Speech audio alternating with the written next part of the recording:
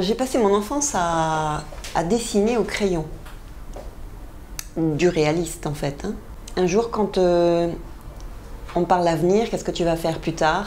Quel va être ton métier? Qu'est-ce que tu veux faire? J'avais dans l'idée de rentrer à l'école des Beaux-Arts pour justement continuer ça. Mais j'avais un papa militaire. Et pour lui, ça, c'était pas un métier. C'était pas bon. Donc j'ai pris un chemin dans le monde médical. Et puis bien plus tard, j'avais déjà mon métier. J'ai croisé le chemin de quelqu'un qui m'a dit « c'est quoi ton rêve ?» Et moi je lui ai dit ce serait faire quelque chose d'artistique. Je n'avais toujours pas peint. Et lui c'était de faire autre chose que ce qu'il faisait. Donc il m'a mis au défi, il m'a dit « tape là, on va se donner l'opportunité de faire ce qu'on a toujours eu envie de faire. » Et grâce à lui, j'ai changé ce qu'on dit mon fusil d'épaule, c'est-à-dire en cours de carrière professionnelle, j'ai fait une demande pour intégrer une école en Belgique, qui est une école de faux bois et de faux marbre, mais c'est une école d'accès difficile et il y a comme un concours d'entrée et les gens viennent du monde entier. Et j'ai été acceptée dans cette école. Donc j'ai fait cette formation de faux bois, faux marbre en peinture. C'était ma première rencontre avec le pinceau, la couleur, etc. J'ai adoré. J'ai tellement adoré que je suis sortie major médaille d'or de cette école. Et pour moi, ça a été un réconfort parce que les gens qui étaient dans cette école venaient d'Arabie Saoudite, du Brésil, d'Angleterre, de partout. Et certains étaient déjà peintres, d'autres avaient déjà une carrière de décoration, etc. Mais moi, je n'avais jamais touché la peinture. Donc ça m'a donné une assurance pour commencer. Voilà, ça c'était pourquoi je suis peintre. Et donc, en tout premier, je suis donc peintre décorateur en faux bois, faux marbre. Et un jour, je déménage et je pars dans le sud de la France. Et comme je n'avais pas de chantier, j'ai décidé de prendre des toiles et de m'amuser au départ.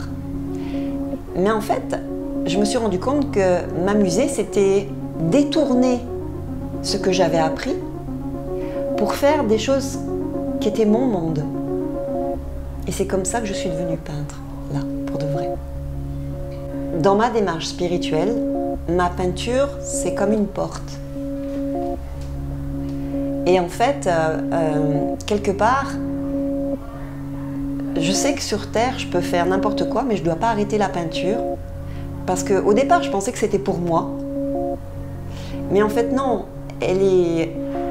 Je suis simplement en fait, là pour offrir quelque chose pour que les gens aillent se ressourcer. C'est un peu mon chemin, en fait. Donc, il y a une donnée dans ces mondes que je crée qui sont un cadeau et qui sont en fait perceptibles différemment par certaines personnes. Parce que la vibration qu'elle émane, ben pour certaines personnes ça va fonctionner pour celle-là et pour une autre ça va être autre chose.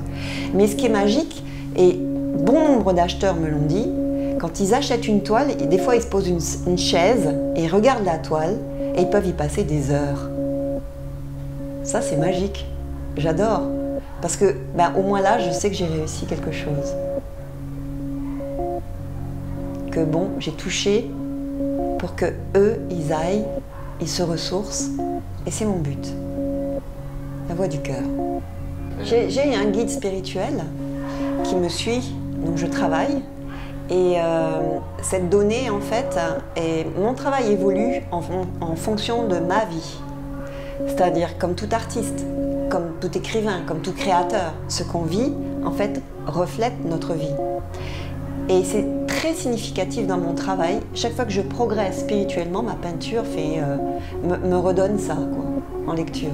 Et cette notion de mission et de peinture, c'est pas le fruit de moi, c'est ce qui m'a été rapporté par mes guides.